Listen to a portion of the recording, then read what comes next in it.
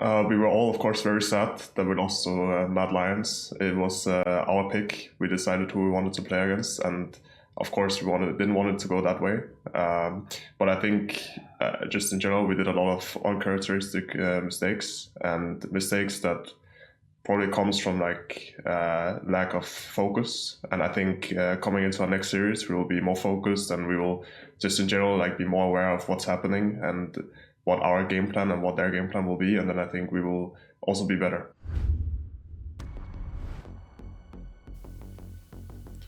And we're straight on back into it, Vedius. Game 2 of this series. Origen once again on the blue side, G2 on the red. Syndra the first ban, Gragas the second ban here from G2. Well, it seems that G2 probably don't want to change anything. They're going to stick with their Gragas and a set as their priority bans, most likely. With the adaptation from Origen to ban away the Yuumi, it does of course leave the Pantheon open. So G2 now have to make the question, do we ban away the Panth knowing that Xerxe does play it? Or wow, the Tahm Kench is actually going to be taken off the board. So under the assumption that Origen first pick something like the Aphelios, they're not going to have that protection available to them. Yep, I think the Tahm Kench, obviously, as you say, does provide a bit of protection, but with things like the Pantheon, the set's still available, Origen are going to gobble up set for themselves. And now I wonder if G2 decide to go for the Pantheon, because... I mean, it has to be, surely. Yeah. I mean, they have such high value on it. You also know it can be flexed into multiple roles. It's like the G2 champion. And wow, they actually going to take the Aphelios away from Origen's bot lane as well. We know that Upset is happy to play the Misfortune. And no, they're just going to... Wow, G2 have a clear priority on securing a strong 2v2 in the bot side of the map. But Origen, yeah, it doesn't surprise me. Misfortune Nautilus is going to be the answer. I think this is a good pick into the Aphelios. But of course, G2 will get the Pantheon themselves. So clearly defined priorities for both sides here. And again, we immediately have to look at this Pantheon and say his focus is probably going to be in the bot side of the map. We're going to be seeing some heavy investment in the Jankos Mikyx duo. And I think that Mikyx, even in their loss last week, did have a very solid Thresh performance. So excited to see him back on that pick. Alright, sure. I'm just very surprised by Caps deciding to go for the Aphelios so early on. It's 2-11 across playoffs. Caps only had a 50% win rate on it in the course of spring regular season, and we all remember his awful game against Misfits on the champ. So G2 obviously putting a lot of faith in the fact that Caps can step up on this Aphelios. He is, as we've said, a very good player, but I wonder if Origen will be able to put some pressure down in that bottom lane and maybe force G2 to have to make some harsh decisions as to whether camping that lane is the right decision for them. There's the Renekton ban though. Ornn going to get removed by Origen. Aatrox taken away, and we'll see if Origen keep going for top lane bans, because of course Pantheon can be flexed, set can be flexed. We aren't 100% sure that the Pantheon will be in the jungle, nor that the set will definitely be in top lane. I mean, I actually expect the set to be in the jungle. Yep. Ooh, and we're going to get the blind Neeko top lane for G2. This is something that Wunder used to be very well known for. It was one of his go-to champions, and it gives you a lot of power in the lane, and there are very few picks that are just naturally good into it just because of how oppressive it can be. You also have the flexibility of going both AD and AP. Even though AD Neeko is much weaker than it used to be, it can still be quite obnoxious, and it now gives freedom for G2 to pick pretty much whatever they want in the mid lane, which I'm just throwing it out there. Maybe we get the PERKZ. You never know. You never know. Okay, LeBlanc is still an option as well if you really want it. But as you say, like the ability power, you want more physical damage from... Well, it depends. It depends in what direction. Usually you do see the AP Neeko in the top lane. They could also just put the Neeko mid. It's something that FLICKR is actually a really big fan of. But we do see a couple of hovers coming out from G2. I'd be surprised if Yasuo was actually the lock-in. But yeah, things like Zed are actually good into... I don't think Zed is necessarily the into this comp. Zillion? Okay. I mean, this is definitely, like... When I think of Zillion, I don't think G2. That is not the pick that comes to mind. But when we kind of look at the comp in its entirety, one of the things that G2 again is going to struggle with is finding a reliable way to actually start off any kind of fight. And one of the advantages that a champion like Zillion has, that speed boost makes things like Thresh and Pantheon and the Neeko as well much more effective at being able to close the gap and potentially set up some fights. But G2 again actually have some great tools in terms of zoning, in terms of poke, and keeping OG at arm's length, whereas OG have a much more conventional wombo combo 5v5 team fight style of comp, where they're going to offer a huge amount of utility from things like the Nautilus and the Maokai. You're going to get an element of it from the set as well, but regardless of how G2 try to start off these fights, it's going to be very easy for OG to just play these front to back. So finding ways to get through the Nautilus and the Maokai are going to be very important for G2. But again, like, I think in terms of early expectations, I think we're going to see a lot of action, especially towards the bot side of the map, especially when you look at how powerful Pantheon can be in terms of setting up these early game ganks. Well, Wunder is undefeated on the Nico in the LEC. PERKZ 7-1 in Zilean. Last time he played it was 2017. He's cracking it out once again in the 2020 playoffs.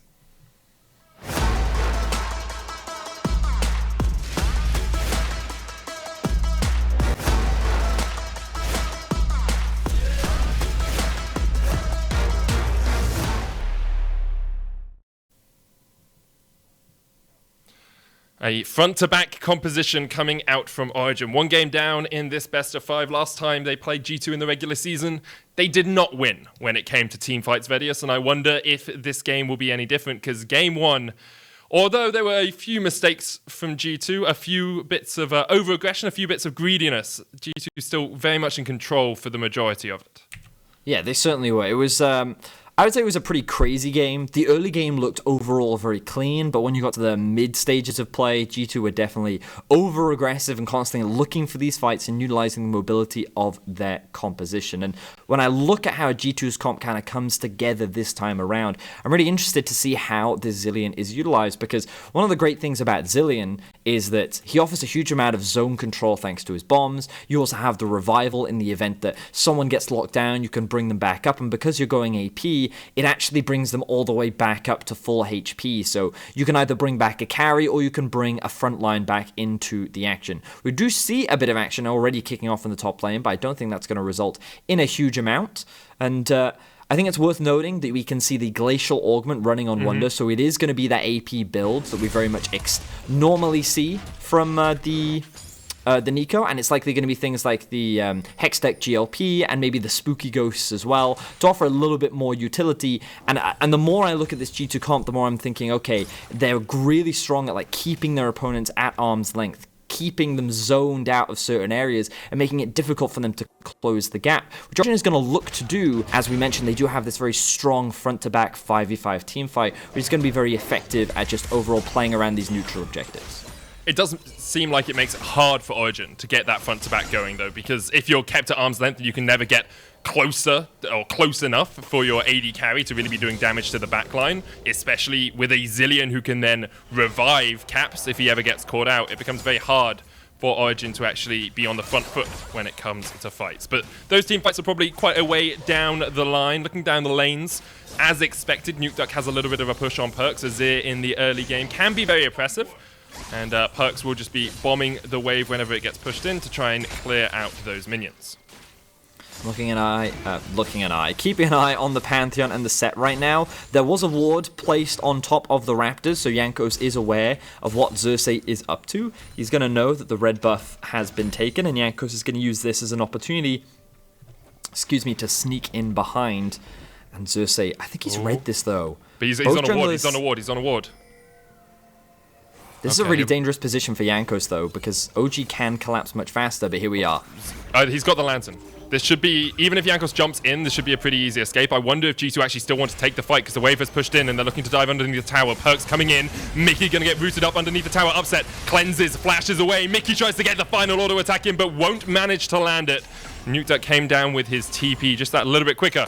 Origen get the first kill of the game. And lots of damage onto Alphari in the top lane as expected. If you get caught with the Blooming Burst and the Tangle Barbs, it's very difficult for that Maokai to do too much. I mean, this was always going to be a difficult dive. Like, Xerxe was in position. OG knew exactly what was going to happen, and they even had TP on their mid laner ready to respond. So I'm surprised they committed to this, and now they're going to commit to another fight. PERKZ is coming into this. Upset has nowhere to go, and Jankos will take him out. Cap's going to flash away, and PERKZ has the flank now, but Jankos might be dead before PERKZ can even arrive. Jankos looking for the flash across the wall, doesn't manage to get it, and now PERKZ flashing forward.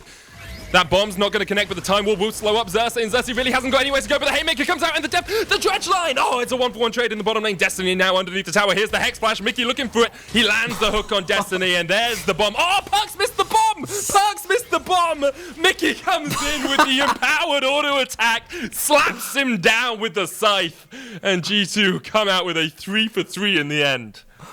What was that dive, Medic? Like that was ridiculous. Everything about it was just so silly. But the action's not going to stop. Jankos is now ganking mid lane. Nukeduck does still have his flash, perhaps the only player in the game left with it apart from those top laners. Looking to get away from Jankos. PERKZ on the chase as well, has time warped himself up, but Xerxe's Jankos! That's some damage on the spear from the Pantheon. Does have another We've got a lot to recap here. Oh, he was on a ward! Oh, that was the ward. Okay, that was... Yeah, cool. Yeah, okay. Thank you, observers. So that's how they knew that Jankos was making this play happen, because Xerxe, he was pathing bot, but I was like, how does he know this? Is it just that second sense? But no, he did get that information, so both junglers were tracking each other here.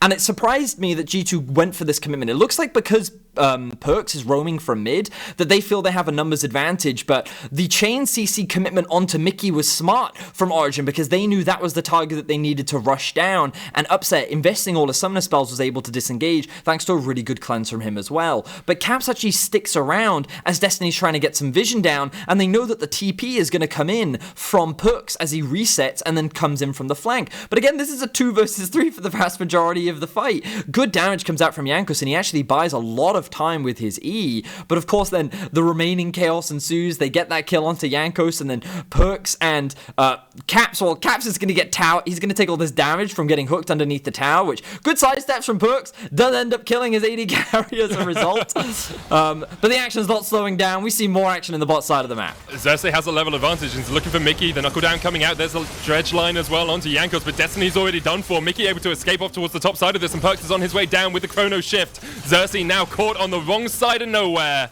and in the end, the bomb will be used to chase down Xerxe. There's no escape here for the set. Caps is going to be donated the kill, and G2 now 6 kills to 3L.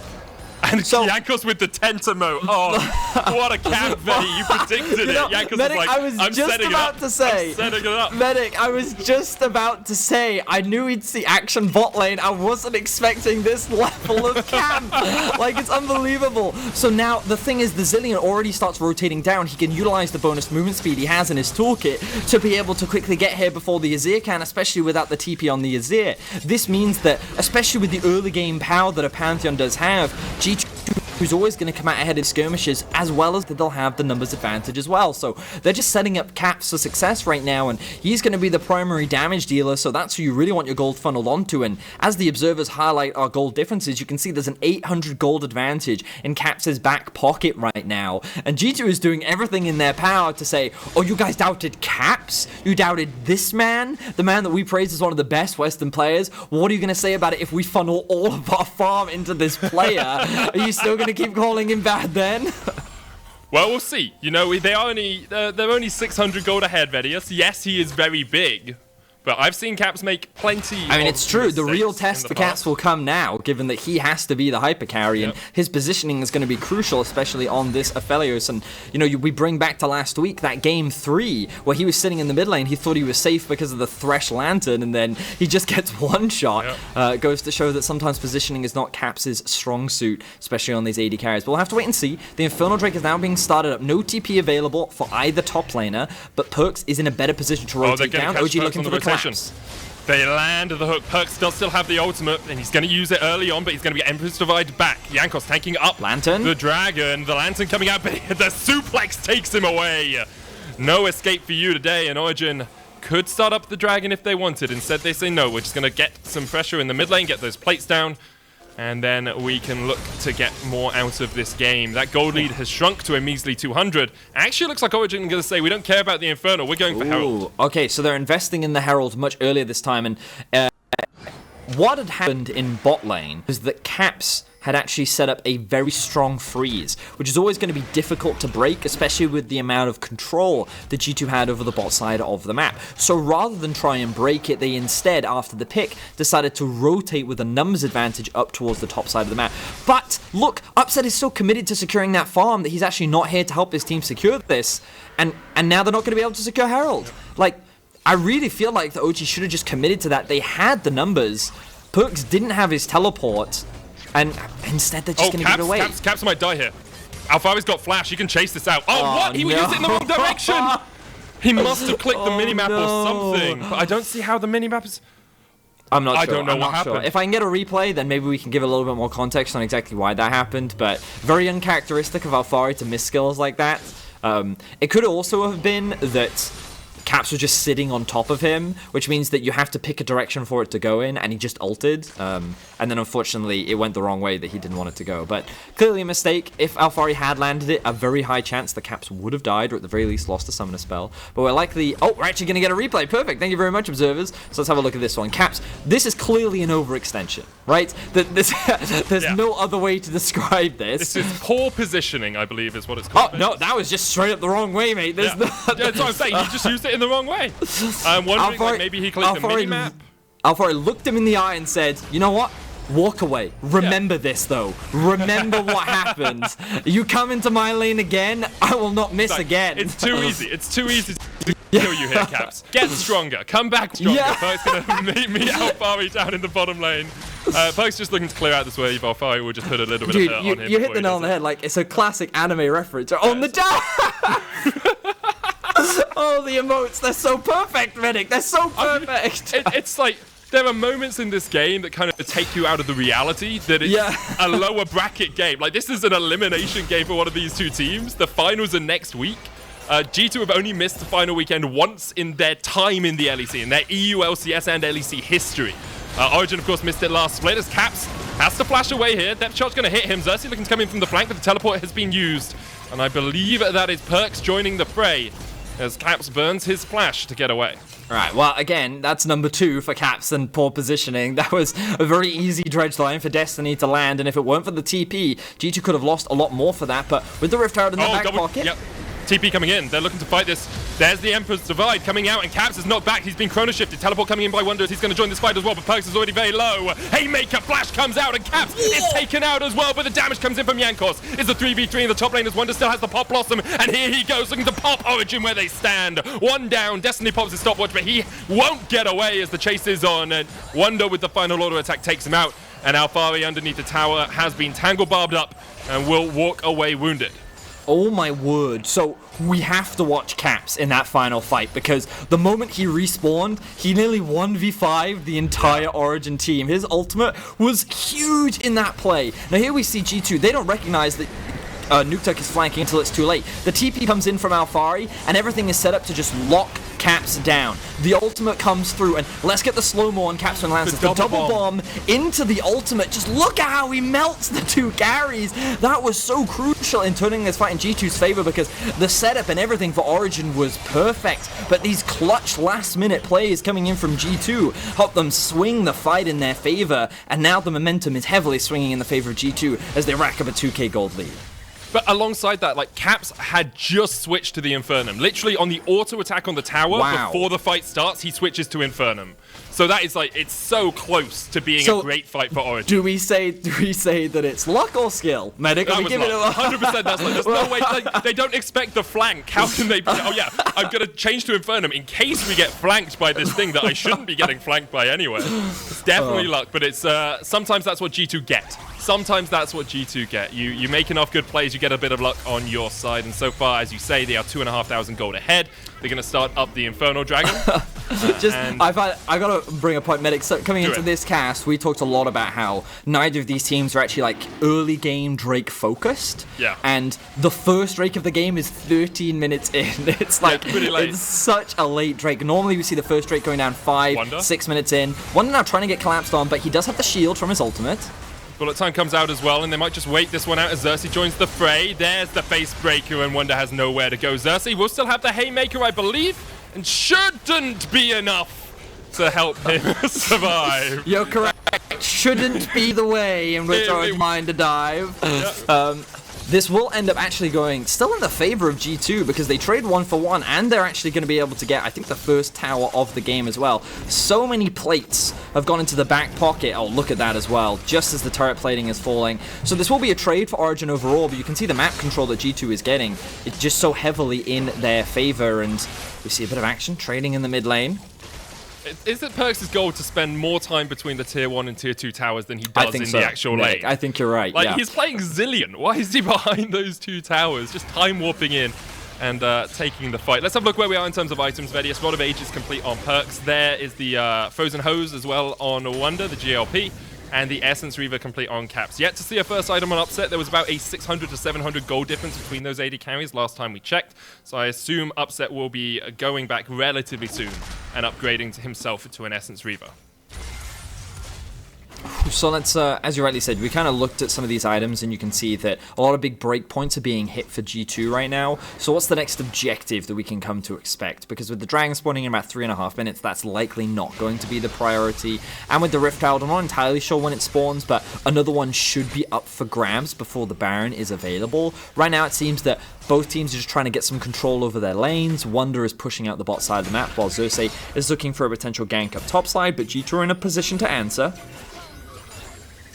They are. They're looking for the pressure on towards this top lane tower, and as you say, G2, they just seem to have the front foot a little bit more than Origen. You know, we've seen Origen across the course of this split quite passive, be quite willing to step back from their turrets early on and then take later game fights, and their composition will be very good when it comes to late game fights. As we said, they have that front to back team fight comp, but you do wonder if you can give up so much to a team like G2 and then be willing to be able to fight from a deficit when the game goes later.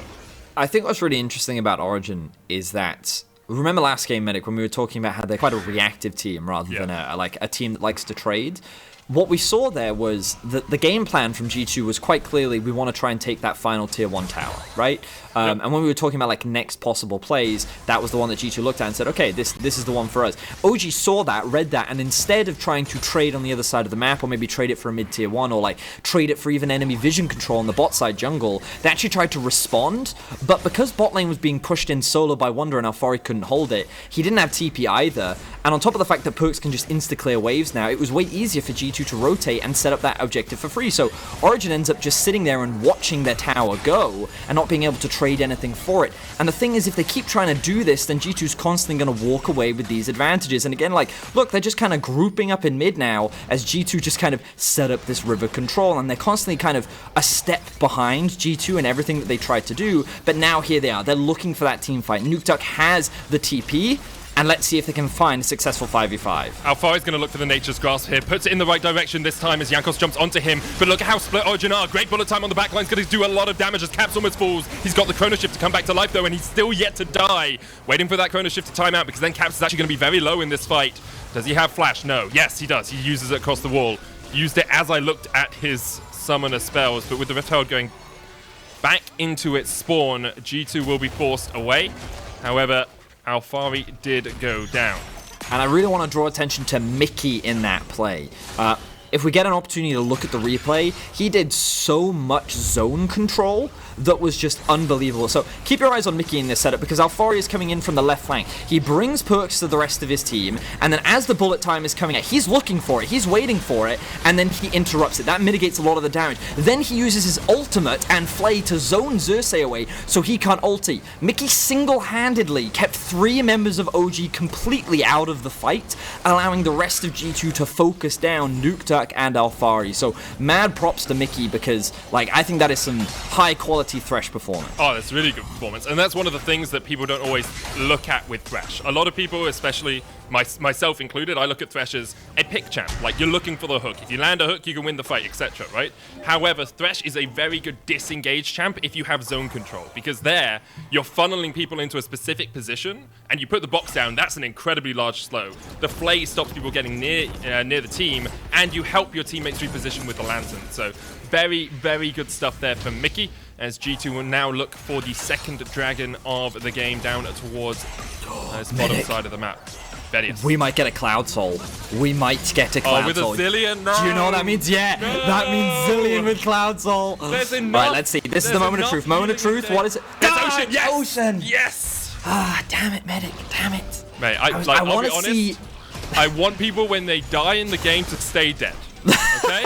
Like, I have enough problems following a team fight without people coming back to life all the time. There's GA in the game. Imagine it, just a team Nico fight. in this And game PERKZ as well. revives Caps. PERKZ revives Caps again and again. What is going on? We don't have to do that this game. And there's a Nico, so I don't know which PERKZ is dying. Is it Wunder PERKZ or is it PERKZ? Like, who knows?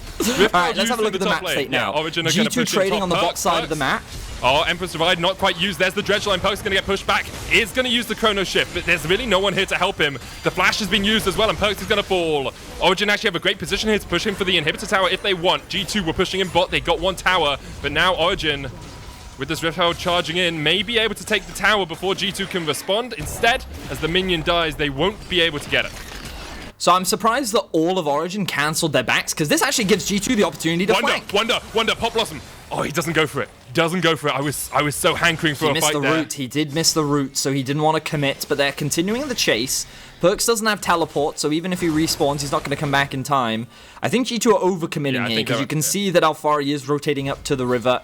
But honestly, like, OG were very split in that decision there. After they secured the top tier 2, they should have just reset. They should have gone back to base, caught some of the bot wave farm, and then used that as an opportunity to allow G2 to then control up the top side jungle. But now, G2 have come back onto the map, they chased Origen all the way out, and now you can see G2's already sieging onto the mid-tier 1, while Origen is only just now getting back onto the base. So they are very far behind on tempo, and that whole delay has really slowed down their ability to get back on the map. And again, it's Origen just kind of catching up. They're playing second fiddle to G2 almost all time. Oh, Caps is dead! The lantern was there, the chrono shift is used, but you could see it. You could see Caps trying to stick around and stay and bait and wait for the lantern. He's like, oh, I'm going to outplay you, but like, as a support player there, that was diabolically bad from Caps. All you have to do is not go for the extra auto attack. This is like, watch.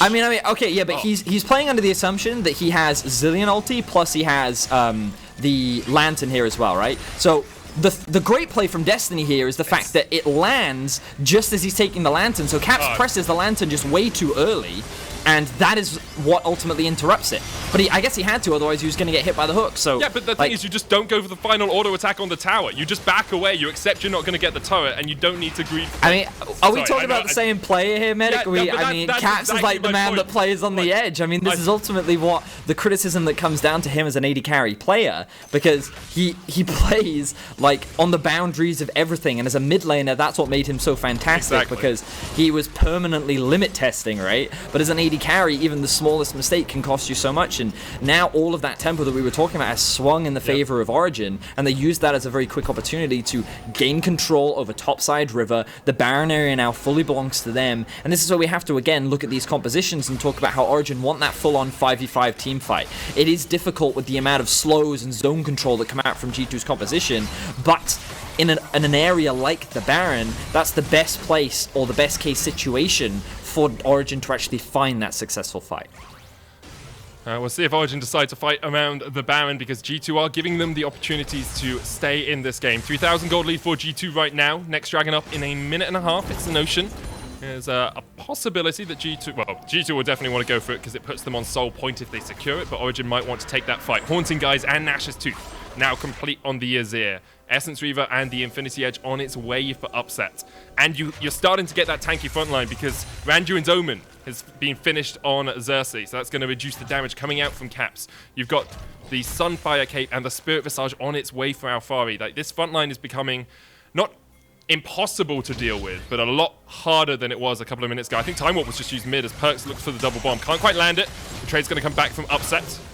And PERKZ with another bomb. There's the Time Warp again. The rewind. Oh, upset just about dodges away from it, but Caps does have the Gravitum, has that purple gun. So if he Moonlight Vigiled, he could have got a route off onto upset. So the great thing about that play for G2 is that Upset lost half his HP, and he's also lost a lot of mana. This has given prio in the mid lane for G2, and they can use this to set up bot river control. Now the rest of Origen are kind of just dancing around, and they're just conceding mid, and now they're going to catch the wave. This again now gives G2 full river control, as we can see, and Mikyx is looking for that pick.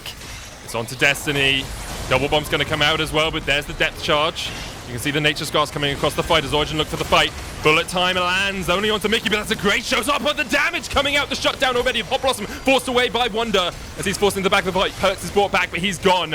And now Alphari can just chase onto Jankos, this frontline tank that we were just talking about, Vedius. The tree is unuprootable as the shutdown comes out. Wunder lands the Tangle Barbs from the side, but in the end, it's a 3-for-0 trade in favor of Origen. Excellent team fight for OG, and that was the fight that they were looking for. We talked about them ideally getting it around the Baron, but they actually get it around the Dragon, and it all started with Mikyx landing a hook onto Destiny. They thought they could burst him down, but they were not able to. Now, we can see Wunder looking to hover around.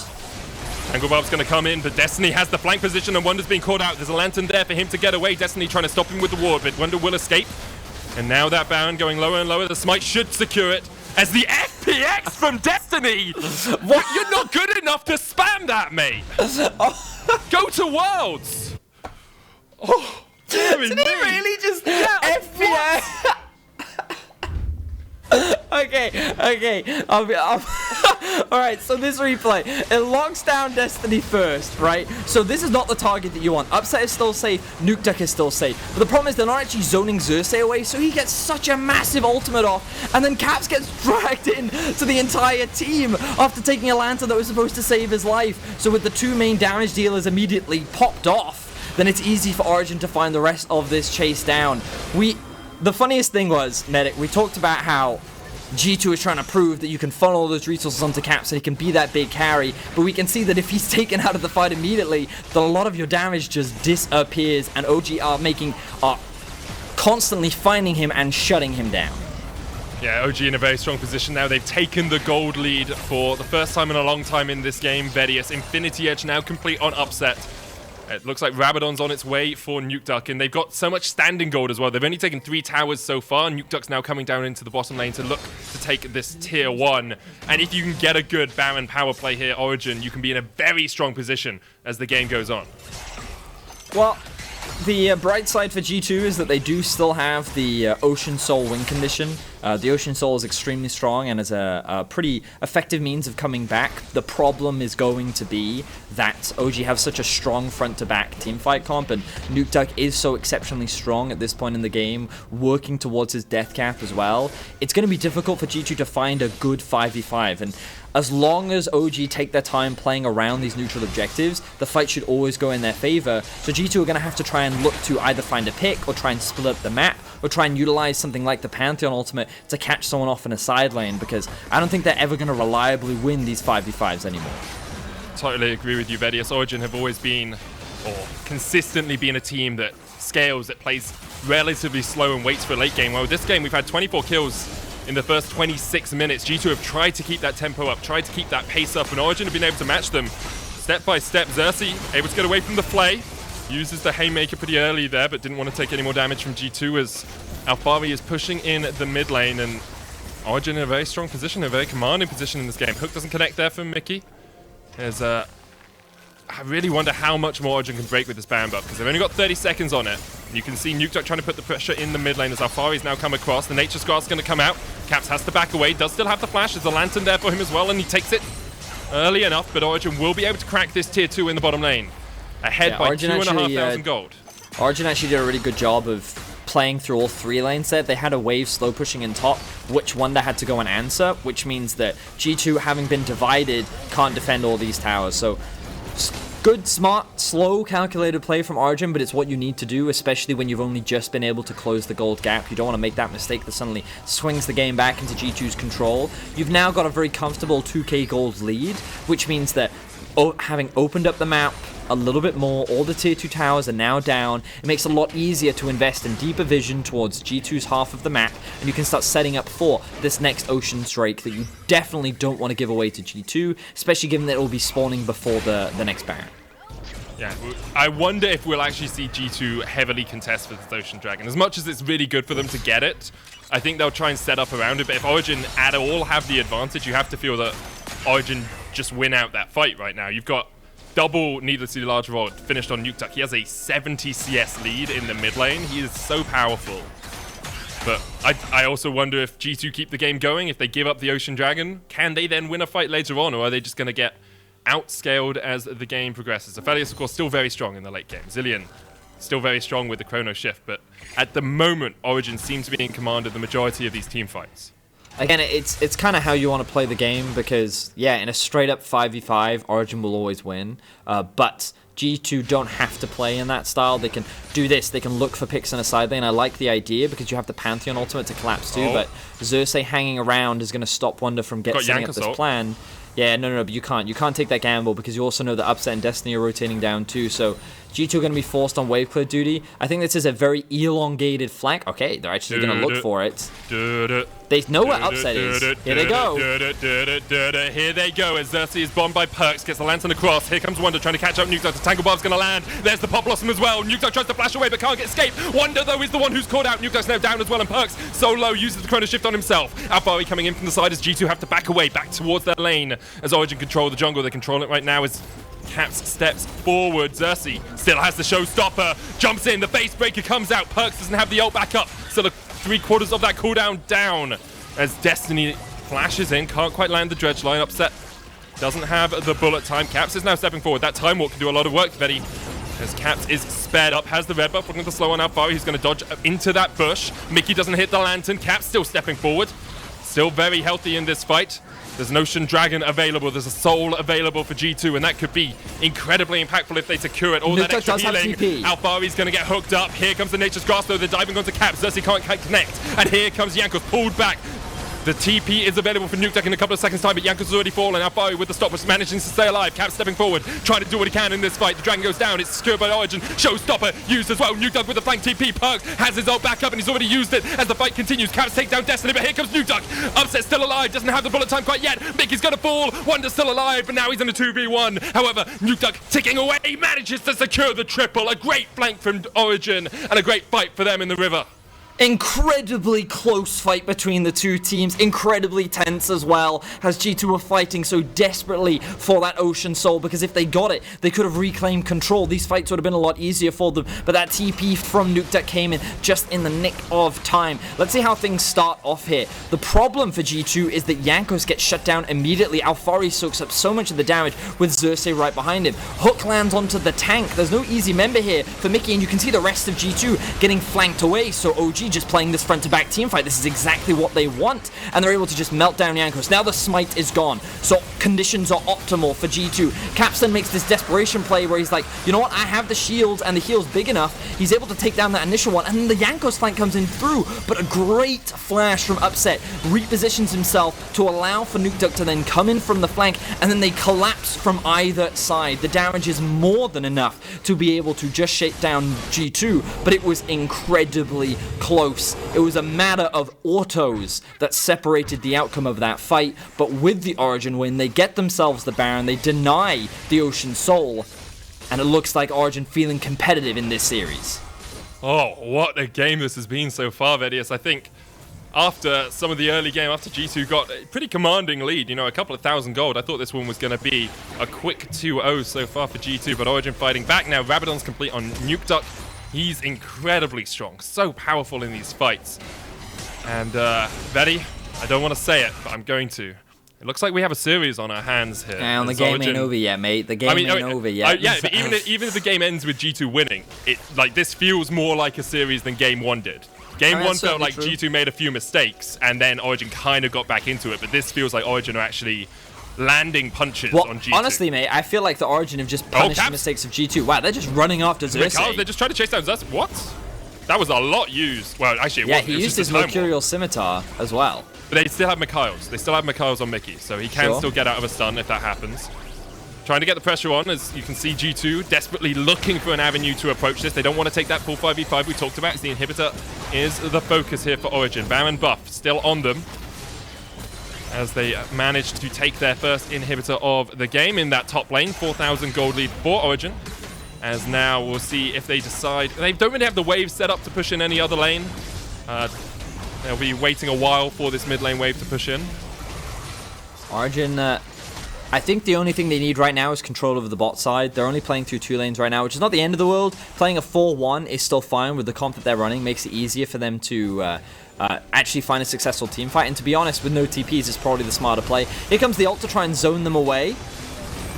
You can see that Nature's Grass connecting on the back line, but KAPS is doing a lot of damage. It's a 4-item Aphelios, remember. He's going to be able to output so much DPS as these fights go on, and with only a cannon minion there for Origen, and the hook actually landing on Alphari, KAPS is going to chunk him down. He's down to half already. He's going to be able to back away. Severum, the new gun for KAPS, makes it a little harder to win out these team fights. You can see how obnoxious it is for OG to approach these towers with the amount of zone control that exists on G2's composition, with the bombs available on the Zilean, with the hooks constantly coming out from Mikyx, with Wunder being able to land his E if you get too close. Like, there are so many things that OG have to respect that they can't just walk into the enemy base and take whatever it is they want. So they're going to be happy with the top inhib for now. They're going to catch bot wave, they're going to look to push that up, and they're going to start setting up for the next Ocean Drake, which is going to be spawning in a minute. This will give G2 another opportunity to potentially come back into the game with that Ocean Soul, but we've seen multiple times now the Origen's team fighting is very strong. They just have to play it patient. They can't afford to get picked off before the fight starts. They need to stay grouped up, utilize these choke points where they get huge AoE impact across the entire board, and if they can do that, then this game is still heavily in their control. Origen looking to bring this to 1-1. Remember, this is of course an elimination match. The loser will be knocked out of playoffs. They will finish in 4th here at the LEC Spring 2020. And Origen, they don't want to do that. They want to knock out G2. They want to showcase that they can contest with the best that we have in Europe. Right now, they're setting up for that Drake. Good control, good posh in the bot lane. Moving already. Flash hook. Oh, KAPS flashes away from it. The Lantern was there, but he didn't want to wait for that animation. That's a flash gone now, Medic. That is the flash gone for KAPS. You're right, he does have both the Mikyx and the Crucible. That I always forget the name of. Mikyx. Oh yeah, the Mikyx and Mercurial. My apologies. Yeah, and it looks like G2's not even going to be able to contest this. Good setup from OG. Will grab themselves the second Ocean. And now the Baron is the next play for OG. Still 2 minutes on it. Nukeduck is pushing in with that bot lane wave. Has a Banshees now to make it a little bit harder for PERKZ to land those double bombs. The wave in the mid lane is quite far away, but what G2 have done well is have Wunder really hard shove out that top lane. So those super minions are going to take a while before they start threatening G2's inhibitor area or the Nexus towers. The problem that G2 is going to have is being able to properly contest this right now, because OG are doing a great job of managing their waves. They're keeping mid and bot constantly pushed in, forcing G2 to split up. But a lot of the teleports are coming back online now, so Wunder's going to feel a lot more comfortable sitting in this bot lane. Alphari, he's likely just going to keep catching waves and get ready to look for a TP flank. And we have to keep our eyes on where Origen is investing their vision. You can see them now moving into enemy jungle. They know that top wave is pushing. They have control over mid, and they're just limiting the options, limiting the information away from G2. As Xerxe looks for a flank, he will be spotted out, so he's not going to commit to it. I think the big question is, do G2 have a teleport ward around the Baron if it gets started? Because if they do, Wunder is able to get in there and get a pop blossom on the back of the fight. That could be a game changer. That could be the fight changer pretty much. Wunder will get away here in the bottom lane, so don't have to worry too much about that. But if G2 can find an avenue for Wunder to get on towards that backline, he can do a lot of work. Of course, Upsets does still have the cleanse and now has a GA alongside it, so it becomes a lot harder for G2 to take down that backline. For sure, yep. We'll see. I mean, G2 have a lot of resurrection tools of their own, as you say, as much as we were disappointed it wasn't a Cloud Drake. I mean, honestly, like, I think the game is just really hard for G2 to play now, because even if they find the odd hook, like, this front line is just so strong. You can see the Leandries has come out from Wunder to try and help shred through some of this front line tankiness, but even with that, it's going to be difficult for G2 to actually win a fight. And, you know, they're out of position right now. OG are going to get a free inhibitor off this because they have full mid control. G2 is trying to contest River Vision. OG spotted them out, and then they're going to secure an inhib off the back of this. So, great response there from OG. They can now rotate through the topside jungle, clear out all the vision that G2 actually set up. You can see all of the control was sitting in their inventory, and then they can start to threaten the Baron. Baron has spawned, as you say, with the top lane inhibitor still. Oh, it's about to respawn pretty soon. Oh, he's going for the flank. With the TP. Destiny coming in with the depth charge as well. They're looking for KAPS. They're trying to catch him out. There is the Lantern, but KAPS straight into the waiting arms. Alphari uses the Mercurial Scimitar to get away. Mikyx chunked out quite a lot. The Showstopper coming onto PERKZ. He's going to be resurrected, but it's all on KAPS. You've got to do the damage. You've got to get through Alphari, because right now that tree is unkillable. In the end, he goes down. The Haymaker coming out as well, but KAPS is opening up, and it's a one-for-one trade of Destiny. Can't quite land the hook. The Chakrams, look at him. He's surrounded by a hula hoop of death. and now Nukeduck's gonna get chased out by KAPS, doesn't have the flash, and the chakrams fall off. KAPS almost falls down. Jankos going forward, has the GA to come back into this. The Emperor's Divide uses as well. There's the Lantern, bringing KAPS into the fight once again, but Upset's still alive. Upset doesn't have the bullet time, but the fight could continue as G2 gonna turn across towards the Baron. KAPS just becomes like a ninja master. He pulls all these shurikens out from underneath himself and he's like, it doesn't matter who's in front of me, I will just chop you all down. Now G2 have their eyes set on the Baron. They're looking for the base race. No, okay, base is coming out from PERKZ, who still has the teleport. I believe KAPS and Jankos will stay around to do this, but KAPS only has the Graviton Calibrum. That's not the quickest gun to take down the Baron. Upset notices that PERKZ is back because he almost gets a bomb on his face, and Xerxe is now going to try and get across towards this Baron, making tanky it up. Xerxe's not going to get there in time, won't even check it, so the Baron goes down for G2, and Origen's backdoor attempt was thwarted by PERKZ. Who knew that the best way to cut a tree down was to just use chakrams? Like, just watch KAPS on the backline here. They're trying to lock him down. Great bullet time from Upset, but unfortunately it's not enough as the fight kind of gets divided by Wunder flashing onto the backline, and that just gives space because it's just KAPS versus Alphari and Mikyx, and the two of them is enough peel to allow KAPS to just chase these targets down and just melt through them. Like 3 auto attacks was enough to kill the Nautilus. And then he recognizes, oh no, ran out, I need to back off now. And that's when the rest of G2 starts to follow up. Yes, they can't get the commitment, but they do get quite a few summoner spells out. And honestly, I thought that G2 would not be able to win these 5v5s in the late game, but the Zilean ultimate as well is incredibly impactful, and the amount of time that it can buy, if OG are not able to successfully kill KAPS and the fights are long enough, then G2 can actually win out, and you can see how close this game is right now. KAPS running up to Nukeduck. Just chasing straight into him. Xerxe here, down to half HP as well. Upset's coming across as the Dragon has to be the target for these two teams, but Alphari's gone into the front line. Hook doesn't quite connect as Destiny jumps away with his. The bullet time coming out as well, but doesn't really chunk out too many people, and KAPS can step forward, trying to challenge the enemy AD carry to a 1v1, and Upset is on the losing side. Upset down into the GA as the fight continues, but the Pop Blossom is stopped with the Emperor's Divide. Look at Nukeduck, he's already dead. KAPS has killed him. KAPS able to take out Upset, able to take out Alphari. Give him another penta. Oh no, PERKZ, you poo! This KAPS doesn't get the penta. I was going to use a much ruder word there, but KAPS gets in, gets a triple. It's a full house as PERKZ takes 2, and G2 are just going to end the game, Vedius. Oh, who could doubt this man on an AD carry? Who could ever doubt him?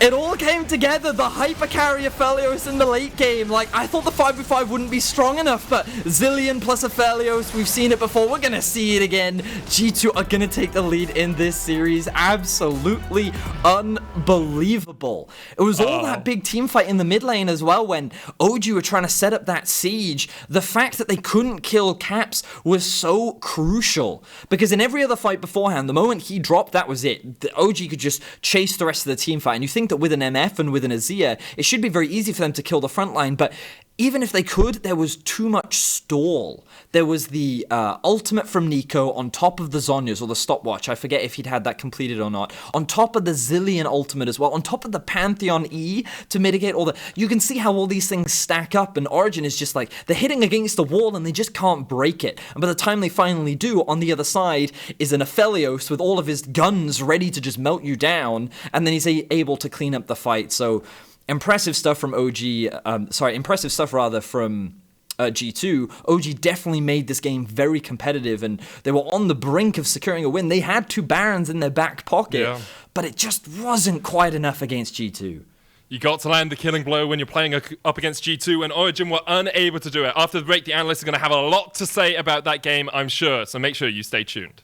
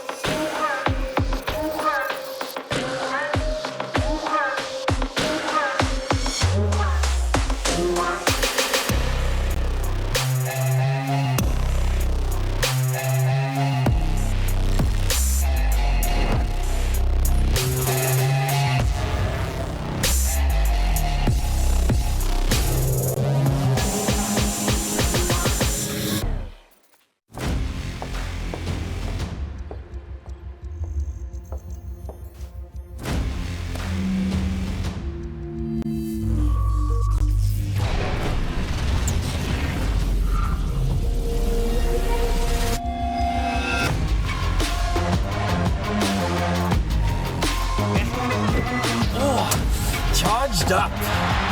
Hello, everybody. Let the game begin.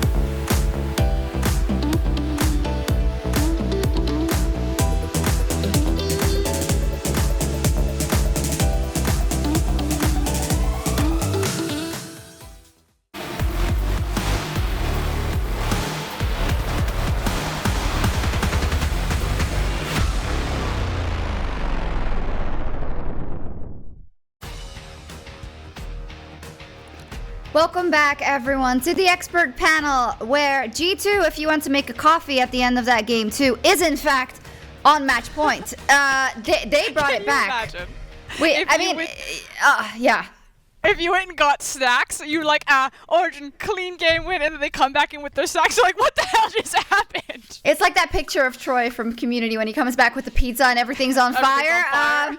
Yeah, I think that's what happened. Well, crazy. This is when it becomes hard to run a desk segment because there is a lot to talk about, and in it, I'm sure we'll forget a couple of things. So I suggest we take it chronologically. I think that will be the easiest way.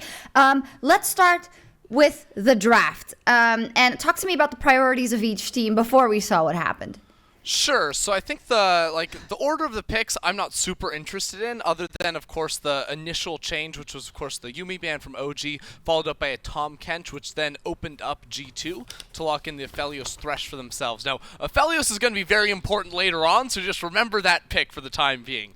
OG went for this composition that's all about the 5v5. They have brilliant zone control, right, with the Maokai ultimate, Nautilus, Misfortune, Azir. They have everything they need in order to like have that good front-to-back team fight. But then G2's comp is all about kiting back at the start. They have great pull away, right, with the Glacial Augment on the Nico. You have the Zillion ults and the speed up, but then they turn it around on you if you don't make that first punch really count for OG.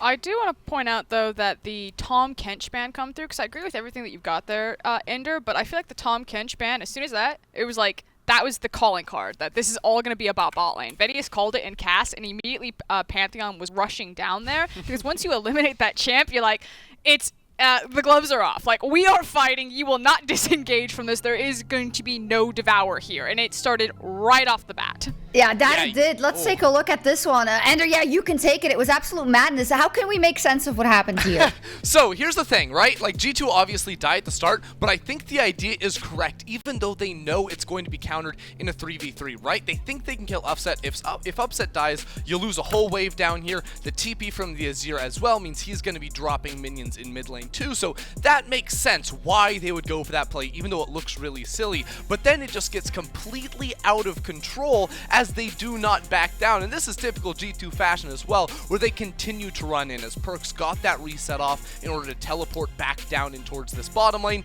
A couple of the skill shots go wide, right? Destiny's able to flash away from that one. Then unfortunately Caps gets sniped out there with a sick Q from Destiny to be able to trade back one extra kill here, but this is just about as crazy League of Legends as you can ask for in the first 5 minutes. I mean, limit testing. That's what that was right there. I agree with you that the idea behind denying everyone, you zone them off the tower, even if you die there, they lose so much because it's a massive wave crashing. Like, the same principles still exist there, but on the back half of that, Cap steps forward. I'm like, I guess we're limit testing today. PERKZ juked out of the Nautilus hook, right? He trolled Caps there. Listen, I feel like we have to stop here for a second before we get to the next replay, and I was going to ask you guys this question before we saw how the game spun out of control. But I know we talk a lot about this identity of G2 and how we say it's fine that they do this because this is how FPX won a world championship, by playing this hard, by brute forcing. But isn't there a part of you that also thinks that they shouldn't be doing that in this game, that they shouldn't be pushing that hard because they lost the best of 5 last week because of it? Absolutely not. I think that was 100% the right call to go for that dive right there. Like, yes, it's a 3v3, but at the end of the day, they're expecting a 1-for-1 kill trade, right? Obviously, everything at the end, like, gets really nuts, but they're expecting a 1-for-1 kill trade, and the logic is sound. I'm just going to jump in. I'm sorry. I'm just going to cut you off. Take a look at this next replay. They're limit testing to the point that they let OG back in a game that puts OG at the steering wheel as we look at this next replay. I'm just trying to create some nuance here because I too want to see G2 go forward at every single point in time, but I mean, sometimes it's questionable, or am I just crazy? No, I mean, like, in a perfect world, so our replay is stopping right here to show how separated Caps has. And that's really what causes everything to go sideways here for G2. Caps gets separated from his team. He then eats the back end of a bullet time and just gets absolutely destroyed in a Juggermaw Aphelios composition where it's no longer a Kog'Maw, it is our brand new ADC with 20 million guns. Like, if your Aphelios is down, then you're not going to fight. And yeah, Origen were able to claw back in the mid game. They had a great 5v5 composition. They were getting the big 5v5s. And like, I was one of those people who went up and I got snacks. I was like, Origen have clearly won this game. And Shocks, you saw, I was like, how did G2 win this game? I lost my mind. And then we were trying to theorize what happened. And it was limit testing. It was brute forcing. It was the fact that even in the best of 5 across from Mad Lions on G2's worst day, it was still just that close. It was the fact that they hold you. And I agree with Ender. Like, all across the world, you look at the LCS, you look at the LCK, you look at the LPL, you look at the LEC. The teams have been patched out if you don't have hands. If you used to be just a cerebral, a smart player, you can no longer play League of Legends like that. The game hasn't been like that since LPL started picking up championships. Fnatic have realized it. They've changed up their game plan. G2 were the first to realize it. That's why they soared in front of everyone. And now the rest of the league needs to get on on point, because this should have been Origen's game. And the fact that it wasn't tells you how strong this stupid playstyle is. So fans can be like, it's volatile, I don't like it, G2 are trolling, they're inting, all of those things are still true. But if the W goes up on the board, like, I'll see you in finals. Ender? Yeah, no, I mean, this came down to a really...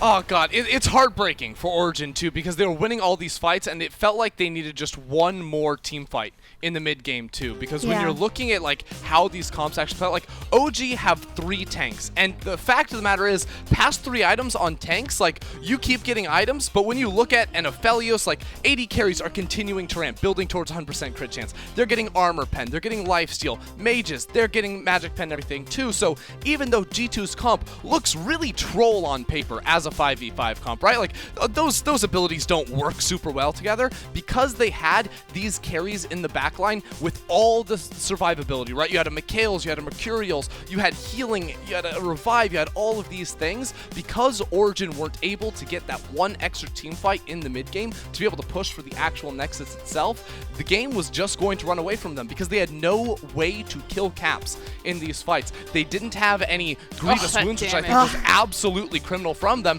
And you just like what are they going to do to caps? He just gets a zillion E on him. He runs straight into your backline. He's assassinating Upset. Upset has no team around him. It's just a cap show in this one.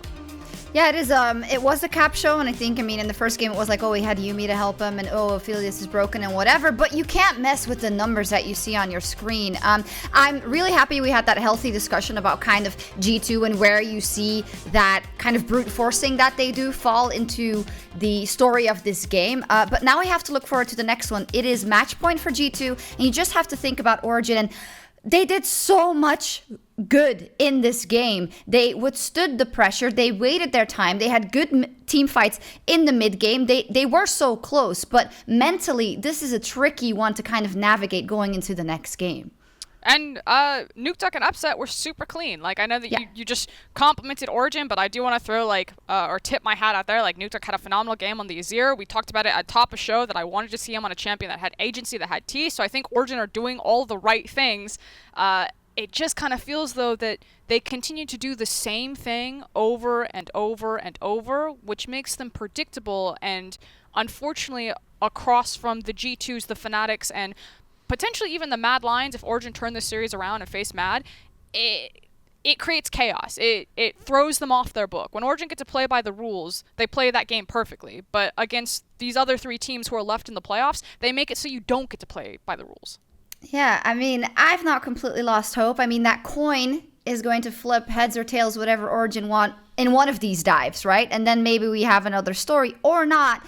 And then G2 is just better and wins this series. But it's so interesting and I think very difficult to analyze, but I think you did a great job. It is match point, and for Origen, it is do or die to stay in the playoffs when we go into Game 3. Stick around.